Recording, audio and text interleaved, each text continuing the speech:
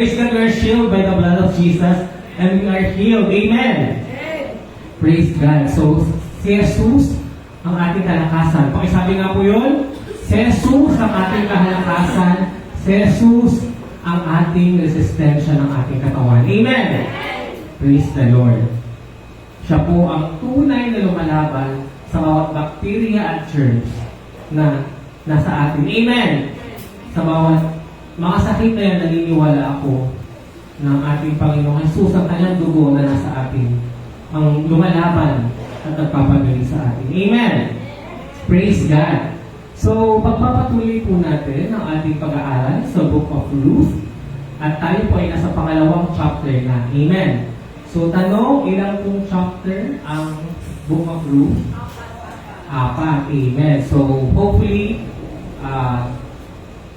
after 3 more Sundays, or 4 or 3, I think kasi Sister Laila po yung speaker sa last Sunday, ay matatapos na po natin agad ang librong ito. Amen! And, God willing, pupunta na po tayo sa next book. Ano po yung next book after Ruth? First Samuel. Makikilala naman po natin si Samuel doon. Amen! Yan.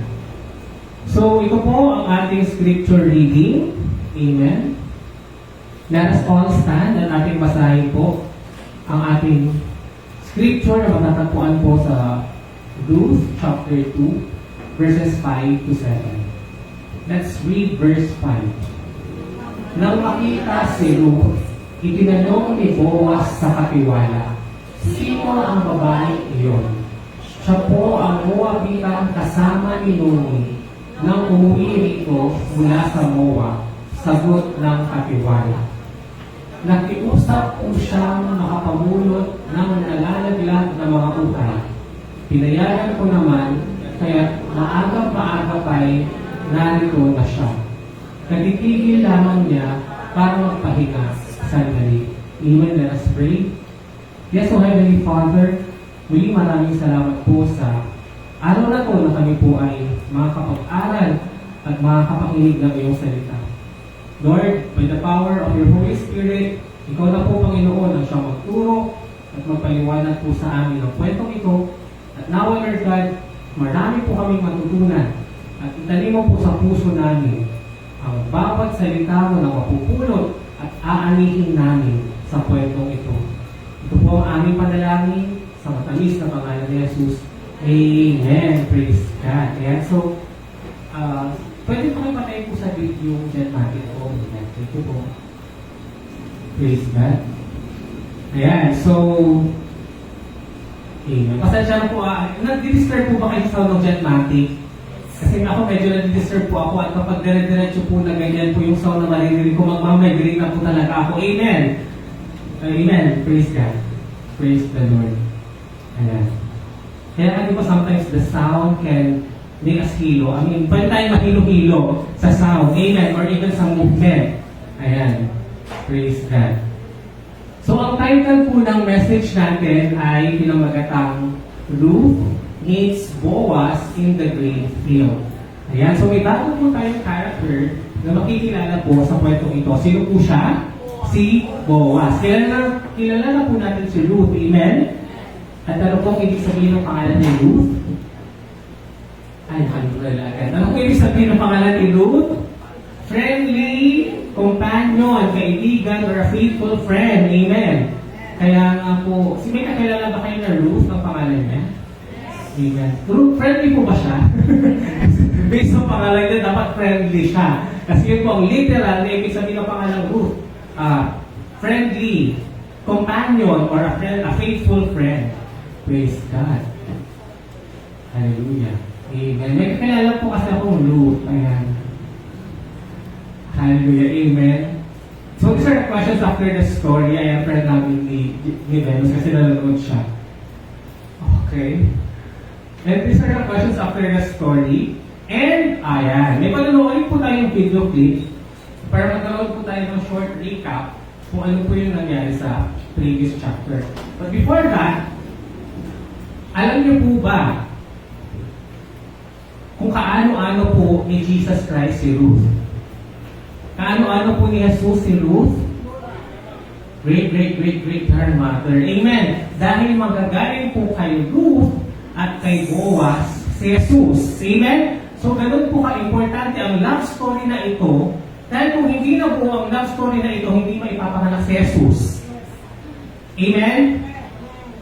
Kaya nga, di ba, sometimes we ask, bakit naman ano love story itong chapter na ito? Ano ba yung significance yan? Parang, di ba, sabi ko nga nung last Sunday, sino ang mahilig magbasa ng pocketbook?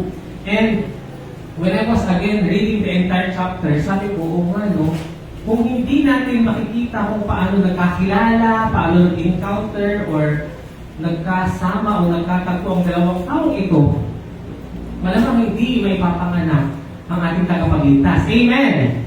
Praise God. Question. Ano pong ibig sabihin ng pangalang Boaz? Ang ibig sabihin po ng pangalang Boaz ay strength. Amen. Another question. Sino po ang nanay ni Boaz? Sino po ang nanay ni Boaz? Nakakapitbahay niyo po. Kilala niyo po. Kilala niyo po ba? Or taga sa inyo po? Sino po ang nanay niya? Ay, hindi niyo po nabalitaan. Ang nanay po ni Boaz ay sino po ang nanay ni Boaz? Sino po? Praise God. Ang nanay po ni Boaz ay walang iba kundi si Rahab. Kilala niyo po si Rahab? Siya po yung pinalaya ni na Joshua sa Jericho. Amen. Na binigyan nila ng tali na color red para palatandaan doon sa bahay niya na hindi yung didibain o sisirain dahil maliligtas sila. Amen. So si Rahab is a Gentile o hindi po siya Israelita at maging itong si Ruth ay hindi rin po Hentil or kalahi na direkta ng ating Panginoong Jesus. Pero makikita natin na si Rahab is also a great-great-great-great-grandmother of Jesus Christ. Amen?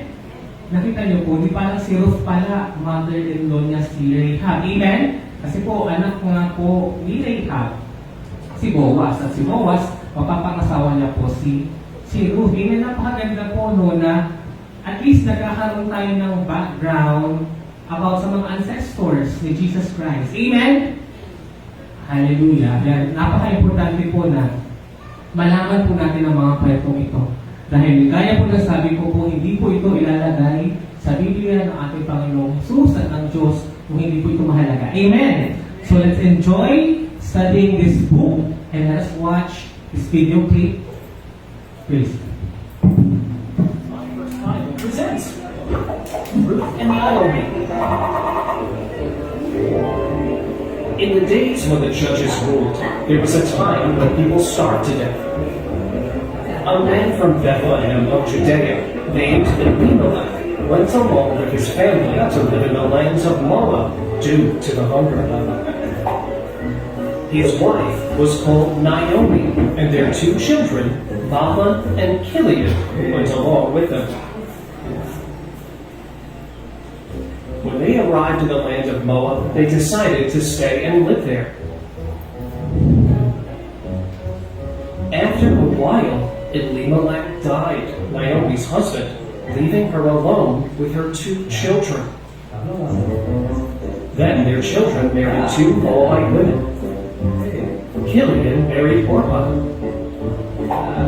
and Mahlon with a Moabite named Ruth. After living there for almost 10 years, Naomi's two sons also died, leaving them widowed and childless. Then Naomi heard that the Lord had helped her people when providing them food, and she decided to go back to her country with her two daughters-in-law.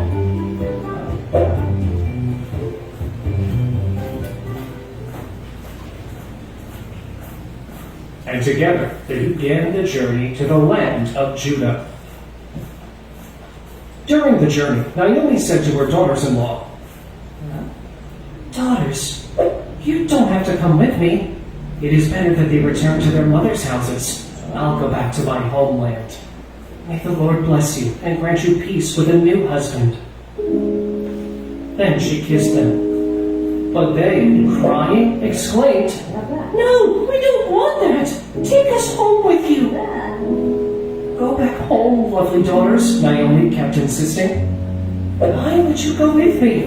I just have no children anymore for them to marry and start a family. Also, I am really old to remarry. Even if I got that hope in me and had children, will you wait for him? No way! My bitterness is greater than yours. Leave now and go back to your home. They talked and cried. Then Orpah said goodbye to her mother-in-law with a kiss. But Ruth stood by her side. Look, your sister-in-law will return to her people and her gods. Go with her. But Ruth answered, Don't beg me to leave you and to stay away from you, because wherever you go, I'll be there. And I shall live wherever you live. Your people will be my people, and your God will be my God. I shall die where you die, and there I will be buried. May God punish me if something other than death separates me from you. Naomi, seeing that Ruth was so determined to come with her, didn't insist any longer. Then the two women kept walking until they reached Bethlehem of Judea.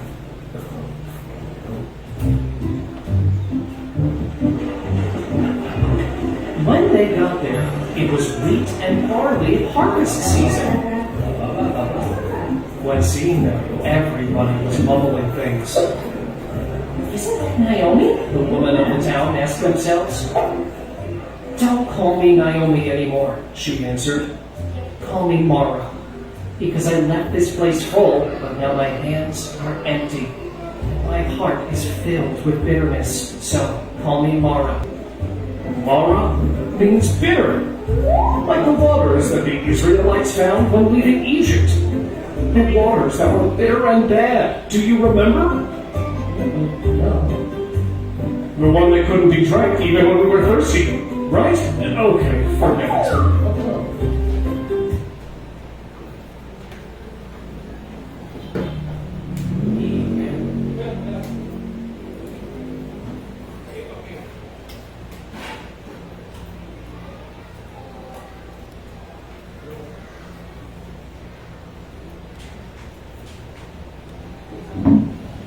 Praise God. Amen.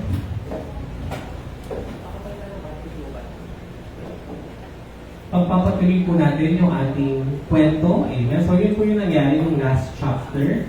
Amen. Sa unang chapter po ng kwento ito. And then, of course, sabi nga po ni Ruth, umalis siya ng Moab na kompleto at buo yung kanyang umalis siya ng Bethlehem. Amen. Sa Bethlehem po sila galing. Nang buo ang kanyang pamilya, kompleto. Amen. Sila'y masaya. Pero bumalik siya sa Canaan, sa Bethlehem, sa Promised Land, na wala na siyang dala. Nakadugo niya. Amen. So, from there, makikita natin that it's possible na maputol na o matapos na, maubos na yung lahi o yung promise o yung pangako sa angkan ni Naomi. Amen. Kaya nga po, napakahirap na kantahin yung You can so good to me. Songs about the goodness of God. Amen. Kung sometimes or noon, kompleto ka at ramdam mo ang blessings ng ating Panginoon at eventually or later on, bigla itong mawawala lahat. Amen! So sa tingin nyo ba matitest ang ating faithfulness kung ang mga bagay na ipinagkatiwala sa atin ng ating Panginoon ay biglang kunin o bawiin niya? Amen! Kasi nga di ba sabi sa verse, you give and take away. And I believe with that. Amen! At ang sinasabi ng take away dito ay hindi po patungkol sa salvation. Amen! Hindi po ito patungkol sa ating kaligtasan na hindi niya po yung babawiin. Ang tineterm po o binabawi po dito ay mga bagay na maaaring ipagkatiwala niya na pwede niyang bawiin dahil sa kanya rin po ito nanggaling. Amen! Lalo na po ang mga bagay na kung babawiin or kukunin niya ay nakikita niya na mas lalo tayong magiging matatag o faithful sa Kanya. Kagaya ng makikita o mangyayari sa buhay ni Naomi. Amen! O Noy, ano gusto niyong pronunciation sa pangalan niya? Noemi, Naomi. Nahihirapan po kasi ako. Hindi ko po alam kung anong bagay sa taste niyo. Ano po? Ano po gusto niyo? Noemi. Kasi mga ilang araw pa po natin siya babagay din. Ano po gusto niyo? Naomi. Wow, social. Naomi pala. Naomi pala ang gusto niyo. Naomi. So, Naomi na lang. Okay. So, let's start with verse 1. So, isang araw, sinabi ni Ruth kay Naomi, papunta po ako sa bukid at mamumulot ng mga uhay. Uhay yung mga tira-tira o mga nalaglag po ng mga palay o mga barley po. Even or sibada yung term nila sa Tagalog. Kasi yun po ang ginagamit nila sa paggawa po ng tinapay. Amen. Alam niyo po kung gaano kahalaga sa mga Middle East people ang bread. Amen? Diba? Lagi po sila may tinapay. Even si Jesus, diba yung bread nga po. Hindi po kanin ang kanilang source of carbohydrates or ng carb. Amen? Kung sa Philippines, it's the rice, yung nature po na source ng carbs, sila po bread. At ang majority po na ginagamit po nila na ingredient para po mabuo yung tinapay na yun, itong cebada o yung barley. Amen. At ito po yung kailangan pong kunin ni Ruth. Amen. Imagine nyo, sa puntong ito, wala po silang dalawa. Wala po silang maasahan, wala pong lalaki sa pamilya nila, at dumating po sila, o bumalik po sila sa Kanaan, nawala ulit. Back to zero. Amen. Na-experience nyo na ba yun? Nung meron kayong something, tas biglang nawala? Kasi I personally experienced that, and doon ko talaga na-test that it's not from me, it's from God, and if the Lord allows it, then so be it, because surely meron siyang plan o dahilan kaya niya kinuha o binawi. Amen! And I always believe that if that thing was stolen from us because it was taken by the enemy, sabi po sa Bible, di ba, ibabalik ng Diyos ang kung ano man po ang ninakaw sa atin ng kalaban. Amen! Kasi sometimes, kagaya po ng kwento po ni Job, hindi naman si God ang may gustong kunin yun sa atin. Kundi ang kalaban, or ang diablo, pag dahil alam ang iniisip ng kalaban, pag kinuha o binawi yun sa atin, tatalikuran na natin ang ating Panginoon o hindi na tayo maglilingkod o magpapagamit sa Kanya. Amen? Sometimes the reason or the ultimate cause kung bakit nawawala yung mga bagay sa atin is not really a decision of the Lord or decision ng Diyos, kundi ng kalaban. Dahil akala niya nga po, manghihina tayo o magpabackslide tayo o lalayo tayo sa Diyos kapag nawala ang bagay na yun. Amen? Subalit alam ng Diyos ang future or ang mangyayari sa hinaharap. At naniniwala ako na inalaw niya yun or hinayaan o pinayagan niya yun dahil alam niya na mas ikatatatag natin yun. Lalo na yung ating pananampalataya at pagpuri at pagsalamat sa pagpapasalamat sa Kanya. Amen! Kaya nasabi ko sa inyo, napakahirap na kantayin nyo, God, you've been so good. Kung ang sitwasyon mo ay hindi maganda. Amen! Napakahirap kantahin na God, you're so faithful. Kung sa panahon o nakikita mong sitwasyon ay napakadilim, na parang wala ka nang makain, wala ka nang maasahan dahil mag-isa ka na lang. Amen. Dito, sa mga sitwasyong ito na napakadilim at wala ka nang maasahan, mas ipapakita ng Diyos na nariyan siya at siya lang ang pwede at kaya natin asahan. Amen? Kaya nga po yung nasabi ni Princess kanina, sa mga ganitong bitterness or struggles, doon mas ipapakita ni Lord na hindi natin kaya, pero kaya niya. Amen! Praise God. Kasi dito, ang ganda. Kaya gusto kong mag-stay po tayo sa moment na to dahil ito yung sitwasyon nila ngayon. Although alam natin yung mangyayari in the future na mabibili yung lupa, yaman sila, something like that, gaya nung nangyari kay Job. Pero let's focus mainly on this moment or sa sitwasyon ng buhay natin na napakadilim, na napakahirap umawit, napakahirap sumamba. Dahil parang imposible na malalampasan pa natin yung sitwasyong yun. Amen! Subalit, naniniwala po ako na sa mga moments na tayo po ay mahina, tayo po ay may sakit, tayo po ay nasa kadiliman, or may mga pinagdadaanan, yun po ang pinaka-the best moment para tayo ay umawit, magpuri, at sumamba sa ating Panginoon. Amen! Dahil sa bawat pag-awit at pagsamba natin sa Kanya, tayo ay unti-unting gumagaling, tayo ay unti-unting umaahon, at napapalaya sa ating mga problema. Amen! Praise God! Sabi ni Naomi pala, Naomi, ikaw ang bahala, anak. Amen! Kasi of course, kung hindi po kikilos si Ruth, ano mangyayari sa kanila? Amen, naman sila. Wala sila kakainin. Amen. And, sa mga sitwasyon po na ganito po kayo po ay nagugutom, naniniwala po ba kayo, mas lalo po kayo gugutumin kung hindi po kayo kikilos? Amen. Naniniwala naman po, bigla-bigla na lang lalapit yung pagkain sa harapan natin. Amen. Praise God. Continuation. Kaya't si Ruth ay nagpunta sa bukid at namulot ng mga uhay, kasunod ng mga gumagapas. In other words, they are starting to move on. Amen? Kasi hindi naman po natapos yung kwento nung namatay yung mga asawa nila. Amen? Mind you, pareho po silang byuda. So kung umiiyak si Naomi dahil namatayan siya ng asawa, hello, namatayan din po si Ruth. Nakikita niyo po na tabla-tabla silang dalawa. Pareho po silang naulila. Amen? Kasi for sure, sino po dito yung mga nabyuda na? Kasi makakarinig dito yung mga nabyuda na, no? And ako po, ayoko ma-experience yun, kaya ako mag-asawa. Parang hindi na ako mabyuda. Ayan, so si Ruth, ayan, amen. Nagkataong ang napuntahan niya ay ang bukid ni Boaz. Amen. Mamaya sasabihin dito, God will put you or place you in the right field. Amen. Kasi dito natin makikita sa kwento ni Ruth ang divine intervention or ang pagkilos ng Diyos sa kanilang mag-mother-in-law o magyanan. Amen. Na hindi pa rin talaga sila papapayaan at sasamaan pa rin sila ng ating Panginoon.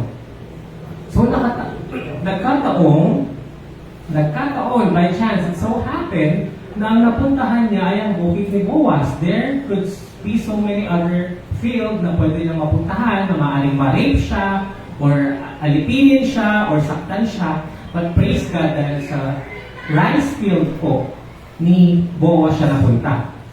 Si Boaz ay isang kamag-anak ni Elimelech. Sino po si Elimelech? Asawa ni Naomi na napakayaman at iginagalang sa kanilang bayan. Amen. Praise God. Okay, so first lesson po natin, let's read. Diligence and hard work attracts blessings. Sa Tagalog, ang sipag at syaga ay dinadaluyan ng pagpapala. Amen. Naniniwala po kayo dito? Of course, guaranteed na ang blessings ay ganito po galing sa Diyos. So, naniniwala din po ba kayo na mas lalo tayong pagpapalain kung tayo po ay may hard work or diligence sa ating mga gawain or buhay? Amen. Nakikita po natin sa kwento na ang magbiyanan pong ito, ay gaya po na nabanggit ko kanina, ay hindi po sila tumigil na nagmukmok o umiyak-iyak. Kasi kung gano'n po sila natitigil at magmumukmok, mas lalo po silang mangikina, magkakasakit, at magugutom. But they have to survive. Amen. Praise God. Let's continue verse 4. Di nagtagal, dumating naman si Boaz. Anong ibig sabihin ng pangalan ni Boaz? Strength or malakas or kalakasan. Si Boaz ay taga saan po? Sa Bethlehem. Silang dalawa ay taga Bethlehem at sa Bethlehem din po ipapanganak si Jesus. Amen. Sabi ni Boaz sa kanyang mga workers, sumainyo si Yahweh, may God the Lord be with you. ang bati niya sa mga gumagapas. So, with this verse, gaya sa mga napakinggan ko mga preaching, makikita talaga natin na siya ay a God-fearing person. Na ang taong itong si Boaz ay maka-Diyos. Because he always acknowledges Yahweh sa buhay niya. Sabi niya, sumain niyo ang Diyos, sumain niyo si Yahweh. And we know that kailan po nangyari ang kwento ni Ruth at ni Naomi, anong panahon po during the time of Judges. Book of Judges or yung mga panahon na ang mga tao ay ginagawa na lang nila kung ano ang pleasing sa kanilang mata. Amen? Yung panahon that the people are just doing what is right in their own eyes. Amen? So kung ano na lang po ang nais nila or for them ay tama, yun po ang sinusunod nila kahit hindi po ito kalooban ng Diyos. But this man acknowledges Yahweh from the verse itself. May God be with you. Sabi nila, pagpalain naman kayo ni Yahweh, sabi po ng kanyang mga tauhan. So, from that verse alone, we can see how spiritual Boaz is sa kanyang mga worker even. Kaya napakaganda po nung mga business or negosyo na malapit sa Diyos, yung boss o yung amo, tapos yung mga workers niya nilalapit niya rin kay Lord. Amen! Kasi nakikita ko dito sila Dr. D, sa Brother Lito D, na bina-Bible study yung mga workers nila. Amen! That if you are spiritual and close to God, kailangan mas lalo po natin ilapit ang mga tao po natin sa ating Panginoon. Amen. Verse 5. Nang makita si Ruth, ayan, nakita na po ni Boaz si Ruth. Tinanong ni Boaz sa katiwala, sino ang babaeng iyon? Of course, foreigner siya or someone siya na hindi naman niya hinire, nataukan niya. Of course, kung ikaw po ang may-ari ng rice field, kilala mo kung sino yung may mga karapatan na kumuha at sino yung mga outsider. Amen. So, napansin niya po itong babae na si Ruth. Ayan. So, tinanong niya kung sino po siya. Ano po ang sagot ng kanyang katiwala? Siya po ay Moabitang kasama ni Naomi na umiwi rito mula sa Moab. Sagot ng katiwala. So, number 1, hindi po siya Israelita. Moabita po siya. Amen. At hindi po siya lumaki sa Kanaan dahil siya nga po ay pinanganak at lumaki sa Kanaan. Ay mali, sa Moab. Kasi taga Moab siya. Nalilito lang po ako. Sa Kanaan. Hindi, check ko lang kung ano. Nakikinig ka. Praise God. So siya po ay lumaki sa Moab. Amen. Praise God. Verse 7. Nakiusap po siyang makapangulot ng nalalaglag ng mga uhay. Ano po ba ang tamang pronunciation doon? Uhay? Uhay. Or uhay. Saan po ba yung stress? Sa first syllable or second syllable? Paano po? Uhay. So, sa second syllable, uhay.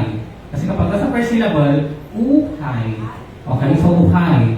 Okay, nasa second syllable po ang stress, and we will pronounce the word uhay. Okay.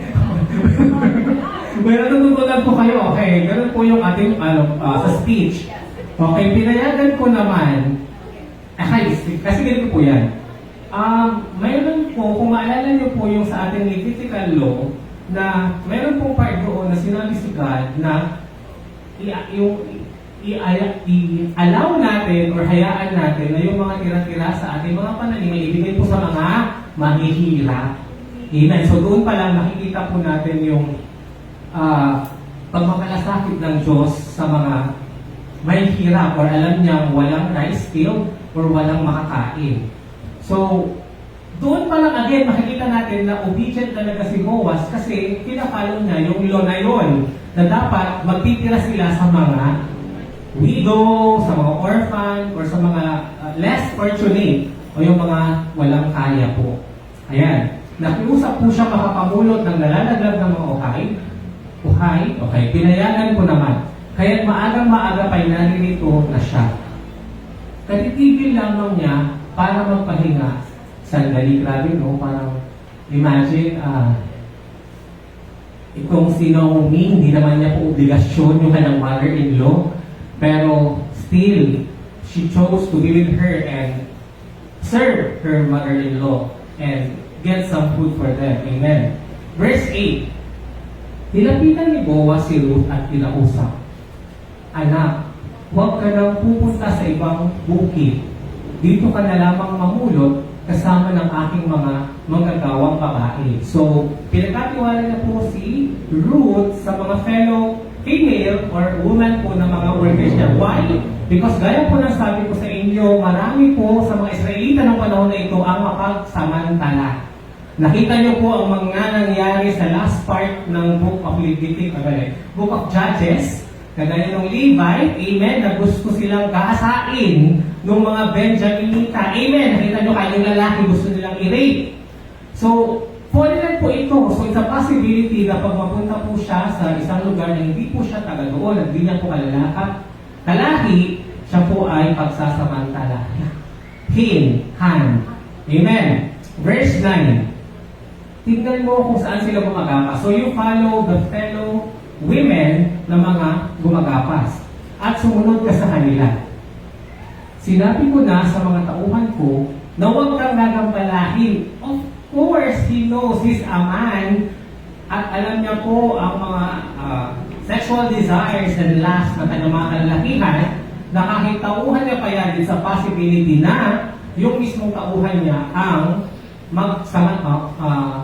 sumamantala, mag-take advantage kay Ruth. Amen. At kung ikaw ay nauuhaw, malaya kang uminom ng tubig mula sa aking banga. Okay, so second question, ayan. Basahin po natin. God will instruct others to bless you. Sa Tagalog, uutusan ng Diyos ang iba para pagpalain ka. Kaya nga po, napakaganda yung inawit ng mga choir. Nung pinapakinggan ko po yung lyrics nung kinanta ng mga choir, ito po yung message niya. Ano na po yung sabi sa chorus nung kinakanta yung Sis Beth? Naalala niyo pa po yung kinanta. Ano yung time, you're passing it on, something like that. Na sabi na yung spark, yung liwanag mo, dapat ibahagi mo sa iba, something like that yung gist o yung meat ng lyrics ng kanta. You have to pass it on. Amen. Kasi doon sa lyrics na yun, nakita ko talaga si Boaz na yun yung ginawa niya kay Ruth. Yung pinakita niya yung compassion. Amen. Instead na pinagsamantalahan niya ang babaeng foreigner na ito, winelcome pa niya. Amen. Sinama niya pa sa mga babae na workers niya at ginagpalaan niya pa yung mga lalaki para wag siyang pagsamantalahan. Amen. And that is very, very kabaliktaran doon sa mga napag-aralan nating kwento ng mga kalalakihan sa Book of Judges. Amen. Na halos sila po ay mapagsamantala sa mga foreigner. Amen. Verse 10. Nagpatira pa si Ruth bilang pagbibigay galang at nagtanong, "Ako po isang dayuhan." That's the point. Kasi she is a foreigner. She is not one of them. She is not from their place. Pero bakit po napakabuti ninyo sa akin? Amen. Sumagot si Boaz, "Nabalitaan ko ang lahat ng ginawa mo sa iyong biyanan mula nang mamatay ang iyong asawa. Alam ko rin iniwan mo ang iyong mga magulang at sariling bayan upang manirahan sa isang lugar na wala kang kakilala." So, ganun po kaliwanag or alight si Ruth or inspiration si Ruth sa kanila. Amen? Kasi, imagine this woman will leave his family, will leave her town, yung Moab, para po sa kanyang biyanan. Amen. And therefore, sometimes, you don't have to speak and introduce yourself because your life testimony will speak for you. Amen. Paano po yung sa Tagalog ko na ilagay? Minsan, hindi natin kailangan magsalita o ipakilala ang ating mga sarili dahil ang kwento ng ating buhay, lalo na yung paggamit sa atin ng Diyos na ang magpapakilala o mangungusap para sa iba para sa atin. Amen! So, tanongin mo nga yung katabi mo, kapatid. Kapag nakatalikod ka, ano kaya ang pinag-uusapan tungkol sa'yo? Kapag wala ka, ano kaya ang nachichismis about you? Is it something na mag-glorify si Lord? Kung alam niyo yung friend na yan. Yan si ganito. Grabe, wala na siyang makain pero yung pagkain niya, binigay niya pa kay ganito. Amen. Binigay niya pero binatoy niya. Binigay niya pero yung tupak to. Or kayo po ba, yung kapag sinabi nakatalikod, ay alam mo yung friend na yan, ay masisibil ka. Ay, atan, ay chismosa ka. At ka naman yung istorya sa kanya tuko, taling, istorya to ka, baka ka kasi. Kasi kapag nakaharap daw siya, iba siya. Tapos kapag ka nakatalikod ka, or di mo na siya kaharap, ibang tao na siya. Amen. But, if ganun po kasi tayo, sometimes hindi na raw natin kailangan ng introduction kasi po, kilala na po nila tayo based sa ating mga gawa o naipakita sa actual na buhay po natin. Gaya po nung ginawa po ni Ruth. At ang maganda kay Ruth, positive yung chismis about her. Amen. So sana, sabi mo sa katabi mo, kapatid, sana positive ka sa chismis.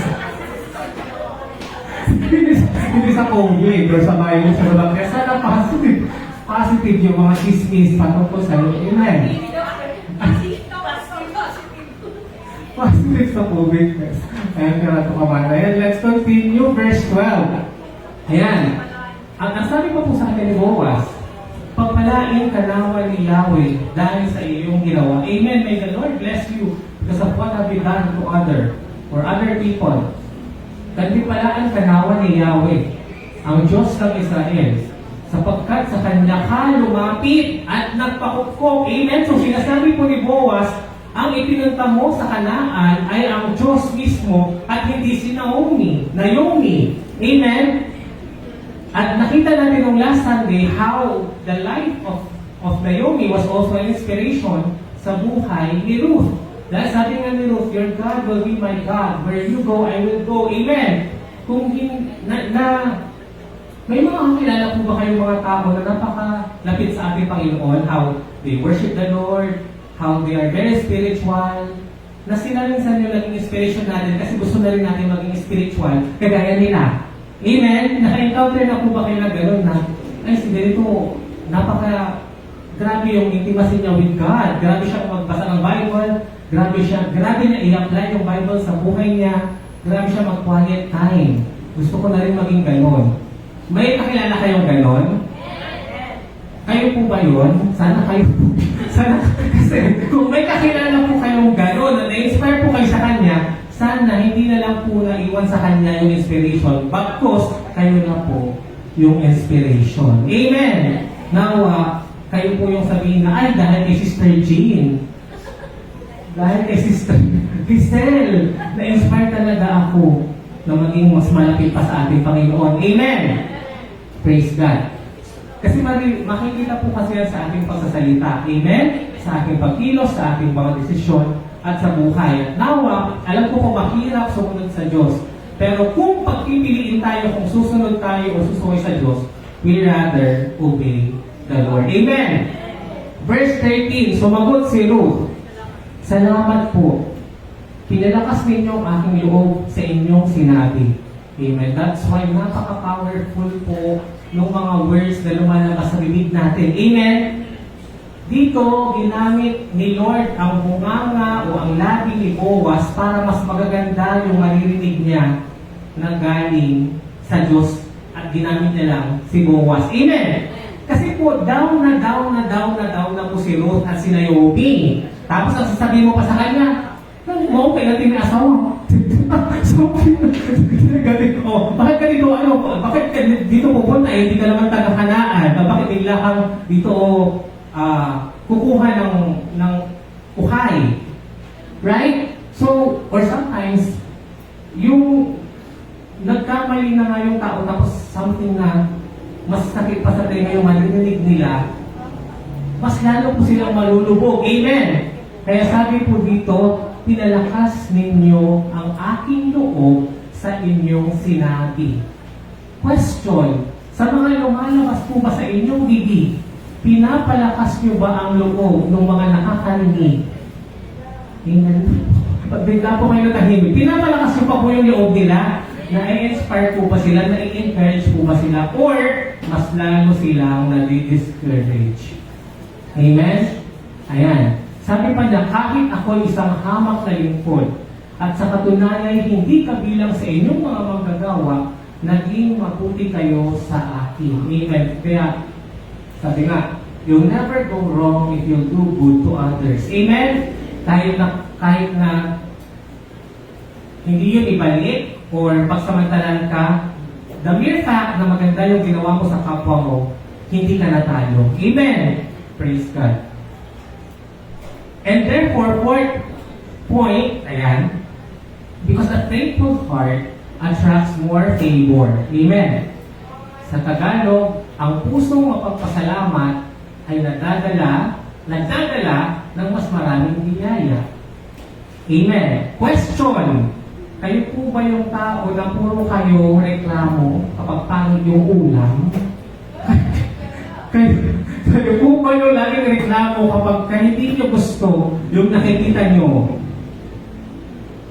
Sabi nga po, kapag ka daw tayo po ay reklamo ng reklamo, mas lalo daw tayong magkukulang. Mas lalo daw tayong mawawalan. Dahil biblically, a thankful heart attracts more favor. Amen! Pag tabihin niyo po ang isang tao at iharap niyo po sila sa parehong pagkain, say for example, sardinas. Pakinggan niyo yung isang bata, ang sabi niya, sardinas na naman. Sardinas na naman, sardinas na naman, karoon ka na, sardinas na naman. Tapos yung isa, anong sabi niya? Praise God, may ulam. Amen? Thank you Lord, may pagkain kasi marami po ang walang pambili kahit sardinas pa yan o dilata. Can you see how different the reaction of these two people sa iisang bagay lang? Pareho lang po yung nakaharap sa kanila, pero iba po yung puso nilang dalawa. Yung isa, nagreklamo pa siya. Yung isa, masaya siya kasi mayroong ulam. And therefore, sabihin po natin, a thankful heart attracts more favor.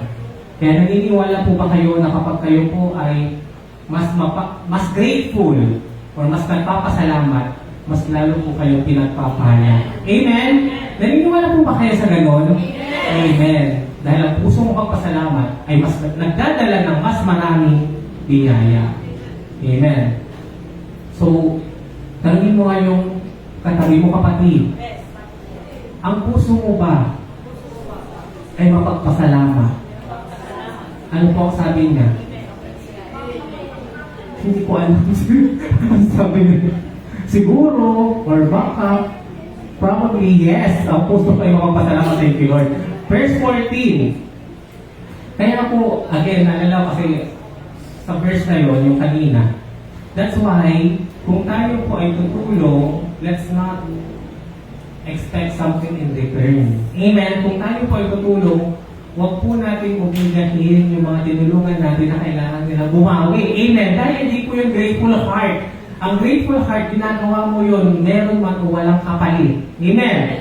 At ang Diyos ang magbabalik sa atin. Naniniwala po kagaya sa gano'n na hindi po tayo papabayaan ng Panginoon at hindi po siya papayag na may utang po siya sa atin. So kung ano man po yung mabubuting nagagawa po natin sa iba, kahit wala po yung kapalit, ang Diyos po ang magpapalit. Amen! Sabi nga po, we reap what we sow. Amen. Verse 14. Nang dumating na ang oras ng pagkain, ayan, so may pa-lunch break sila. Ganun. Of course, kailangan nilang kumain kasi buong araw silang nasa sa field or sa palayan. Tinawag ni Boaz si Ruth. Halika rito. Kumuha ka ng tinapay at isawsaw mo sa sarsa. Siyempre sarsa. Baka mautumas po ito. Baka lechon po yung kinakain nila. Ano po? Ano po? Kape, tapos tinapay. Pwede rin po. Or baka mayonnaise, or Japanese mayo. Or baka yung yung Caesar salad sauce. Ayan. So kaya umupo na siyang kasama ng mga magagawa at binigyan siya ni Boaz ng inihaw na sibada. Hindi po siya inihaw na hito. Inihaw na sibada. Sibada po yung barley. Ayan. Yung ginagamit na po nila para maging bread.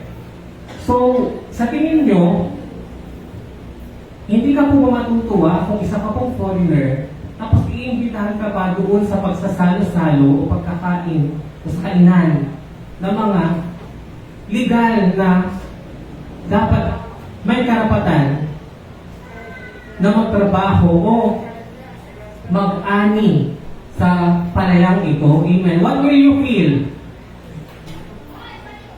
kung nakita mo na may pumunta ka sa isang bahay at kumakain sila kasi hindi ka po tinawag? Ano po yung mararamdaman mo na, uy, totoo po ito, di ba? Nalala nyo, not necessarily malaki ka na. For example, bata ka. O for example, mga 5 years old ka, na-experience nyo na ba yun? Yung pumunta kayo sa bahay tapos kumakain yung family kasi hindi ka pinakain. Amen? Sana kayo yung pamilya na kahit madungis yung isang bata, pagkakain na kayo, in-invite nyo rin na kumain, nakasalo-salo nyo. Amen. Dahil sigurado ko hindi kayo makakalimutan ng batang yan. Amen. Lalo na kung yung pagkain na kinakain nyo ay napaka-imposible sa kanya, nakainin niya yun. Amen. Dahil hindi kaya ng magulang niya o siya mismo ang bilhin ang bagay na yun. Amen. Kahit yung mga simpleng young burger sa Jollibee, sa iba parang wala lang yan, pero sa mga bata, napaka big deal na hawak nila ang burger ng Jollibee na yan. Amen.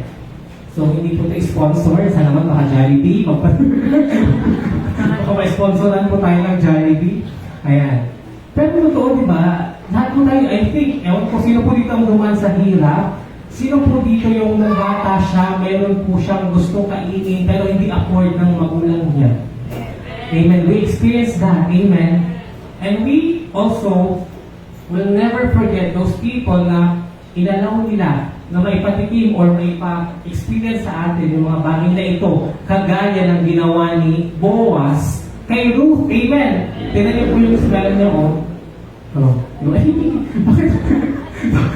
Di ba parang inikilig na, praise God, kasi hindi ako dapat dito invited, pero welcome siya. Amen? Nakikita niyo ba how she is being welcome by Boaz and their group and their team. Ayan. So kumain naman si Ruth hanggang sa mabusog at may natira pa sa pagkain ibinigay sa kanya. Ayan. Verse 15.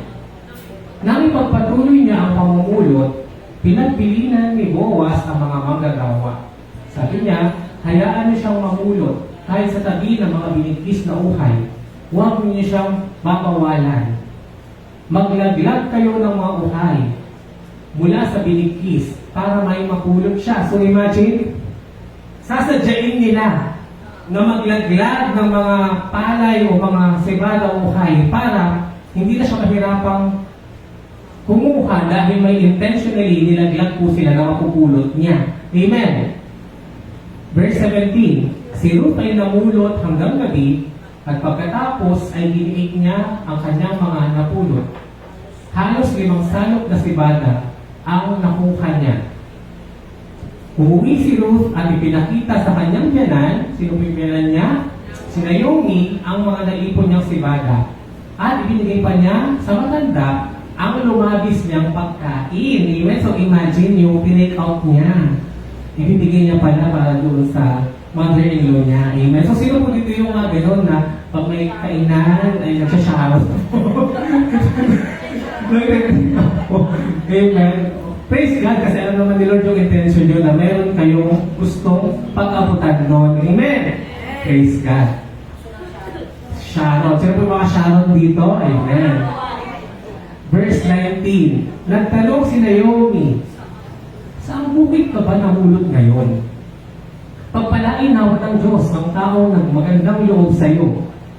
At ikinento ni Ruth ang nangyari sa kanya sa bukid ni Boaz. So lahat yun, yung mga pinag-usapan natin, chinika ni Ruth kay Naomi.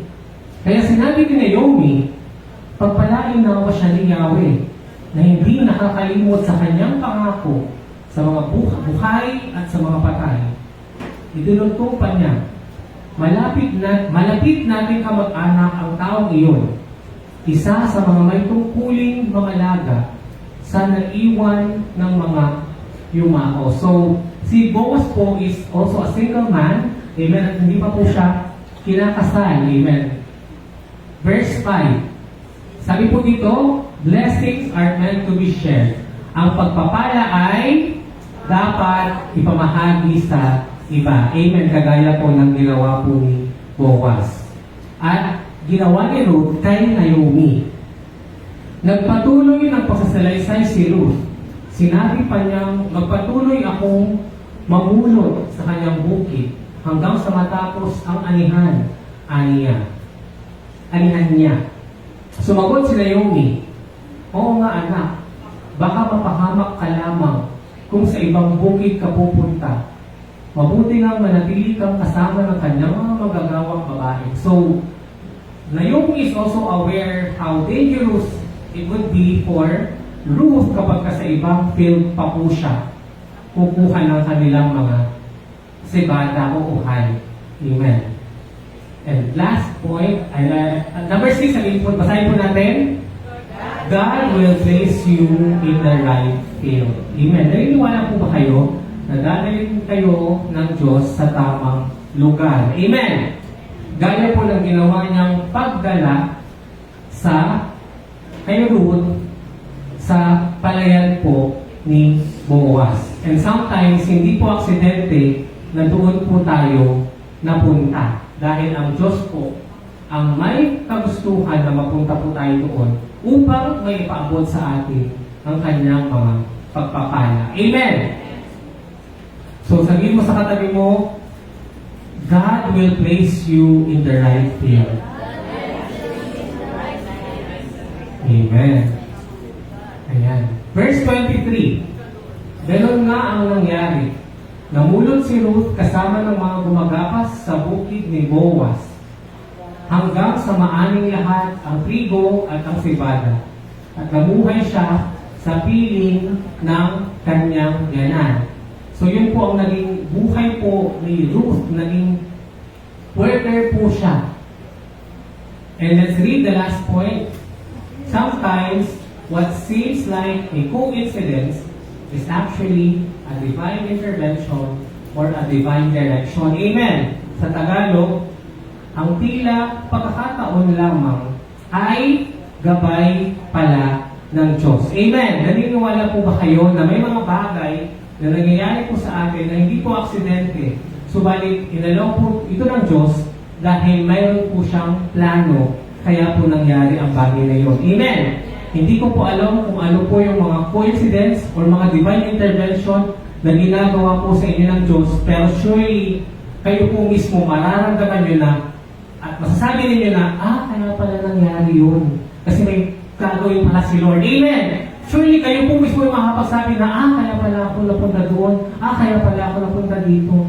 Dahil ito pala yung gagawin ni Lord. Kung hindi ito nangyari, malamang hindi ito mangyayari. Mapag-connect nyo yung mga nangyari sa inyo dahil nakikita nyo na ngayon yung fruit ng blessing ni Lord because of that incident, lalo na kung yung incident ngayon ay hindi maganda. Amen! Praise God. Ayan. So, let's watch this video clip. Praise God. To summarize chapter 2.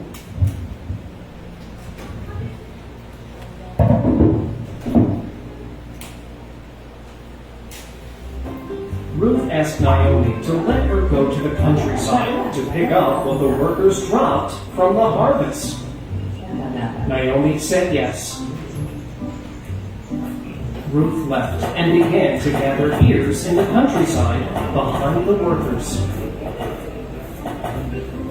It so happened that the field where she was located belonged to a man named Boaz, who was Naomi's relative, family of her dead husband, Elimelech. Boaz was the son of Rahab, the Canaanite of Jericho, remember? The one who got the spies. Hey, shh, stop interrupting! And right then, Boaz came and greeted the workers. May the Lord be with you.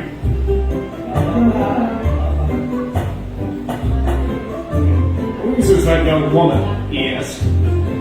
It's a young Moabite who came from the land of Moab with Naomi, answered the foreman. She asked me permission to gather ears behind the workers. She hasn't stopped working since the morning. So Boaz told Ruth, My daughter, you don't have to leave. You are welcome here. Stay here with my maids. I already ordered everyone not to bother you. And if you are thirsty, you can drink water. Ruth bowed to the ground and shouted, How come you like me so much, being a foreigner?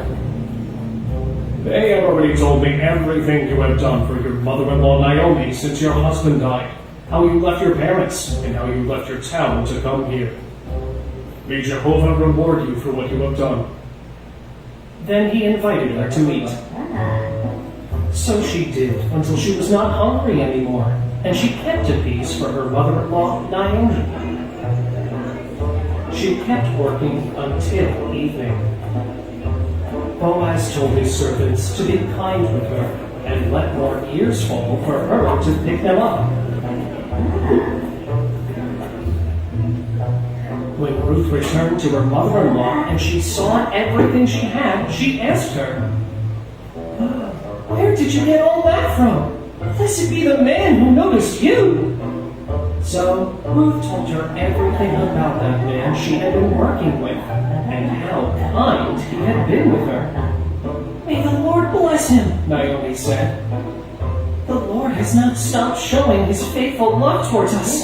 That man, Boaz, is our close relative. He is one of the relatives who can redeem us. It is better for you to continue with his mate, Naomi added, so that they do not take advantage of you in another field. And just like that, Ruth stayed together with the servants of Boaz to gather ears until the barley and wheat harvest season ended.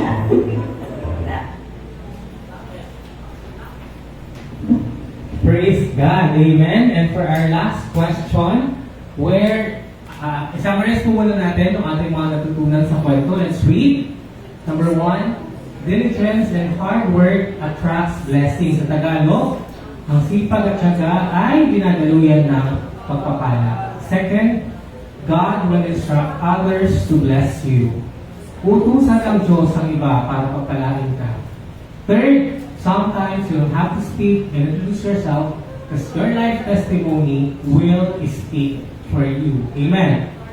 Fourth, a thankful heart attracts more favor. Sa Tagalog, ang pusong mapapasalamat ay nagdadala ng mas maraming biyaya. 5, blessings are meant to be shared at ang pagpapala ay dapat ipamahagi sa iba. 6, God will place you in the right field. Ilalagay ka ng Diyos sa tamang lugar. And finally, sometimes what seems like a coincidence is actually a divine intervention or divine direction. Praise God. So, last question na po tayo. Where is Jesus in the story? Nasaan po si Jesus sa kwentong ito? He's like Boaz. Amen. Si Jesus ay kagaya ni Boaz who welcomes the outsider, who welcomes the unworthy, who welcomes the sinners, and He invites them into His table. Amen! Praise God. Si Jesus ay kagaya ni Boaz na welcome po sa Kanya. Kahit ang mga kinukonsidera po na outsider, hindi kalaki, unworthy or walang kwenta, or even us, na mga sinners. And He will invite us into His table. Amen. To God be the glory. Palakpakan po natin ang ating Panginoon.